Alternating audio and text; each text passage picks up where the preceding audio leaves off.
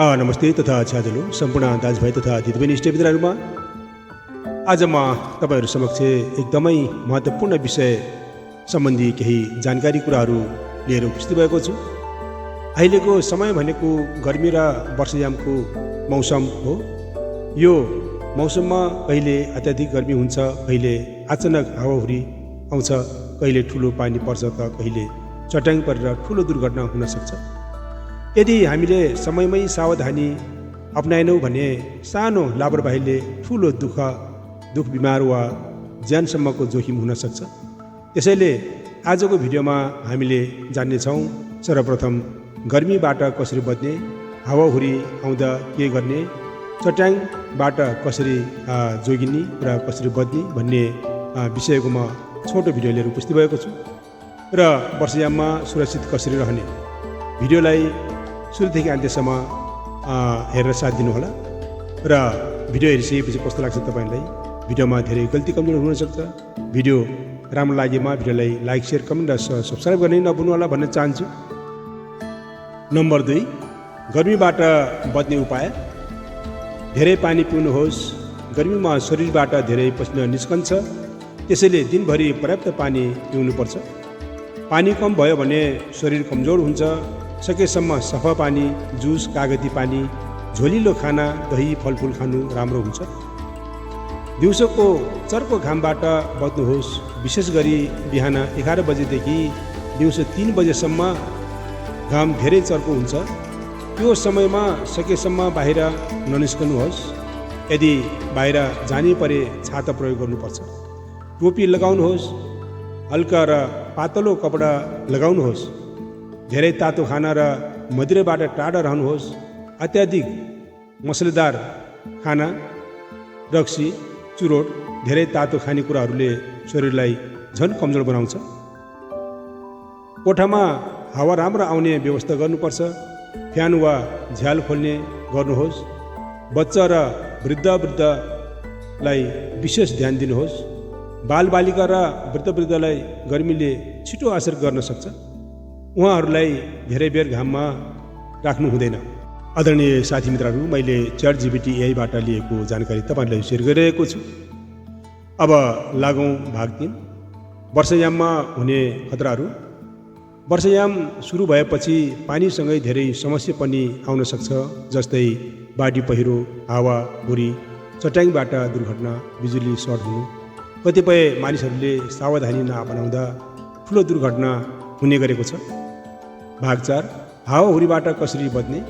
हावाहुरी कहिलेकाहीँ अचानक आउन सक्छ, थाहै हुँदैन। कहिलेकाहीँ ठुलो हावाले घरको छाना उडाउन सक्छ, रुख ढल्न सक्छ, बिजुलीको तार चुडाउन सक्छ। त्यसैले यस्तो बेलामा सावधानी धेरै जरुरी हुन्छ। हावाहुरी आउँदा के गर्ने। घरभित्र सुरक्षित बस्ने। यदि बाहिर हावा चलिरहेको छ भने सकेसम्म घरभित्र बस्नुहोस् र धेरै मानिसहरू गल्तीले रुखमुनि ओत लाग्न सक्छ, तर हावाले रुख ढल्न सक्छ। बिजुलीको पोल र तारबाट टाढा रहनुपर्छ। बिजुलीको पोल र तारबाट टाढा रहनुपर्छ। हावाले तार छुलिन सक्छ। यदि तार भुइँमा खसेको देख्नुभयो भने टाढा बस्नुपर्छ। कमजोर घर वा टिनको छानामा सावधानी रहनुहोस्। यदि घर कमजोर छ भने सुरक्षित स्थानमा जानुहोस् र मोटरसाइकल वा गाडी चलाउँदा सावधानी रहनुहोस्। हावाहुरीमा बाटो चिप्लो हुन सक्छ, धेरै तेज गतिमा चलाउनु हुँदैन। भाग 5, चट्याङ किन खतरनाक हुन्छ। साथीहरू, चट्याङ एकदमै खतरनाक प्राकृतिक विपत्ति हो। हरेक वर्ष धेरै मानिसहरू चट्याङका कारण घाइते हुन्छन् वा ज्यान गुमाउँछन्।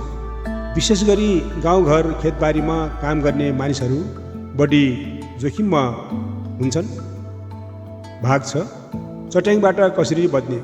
अब सबैभन्दा महत्त्वपूर्ण कुरा, चट्याङ परिरहेको बेला के गर्ने। खुला ठाउँमा नबस्ने। यदि आकाश गर्जिरहेको छ भने खेत, डाँडा, खुल्ला मैदानबाट तुरुन्त हट्नुहोस्। रुखमुनि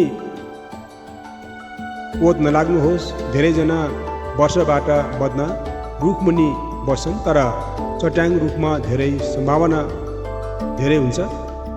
चट्याङ रुखमा पर्ने सम्भावना धेरै हुन्छ।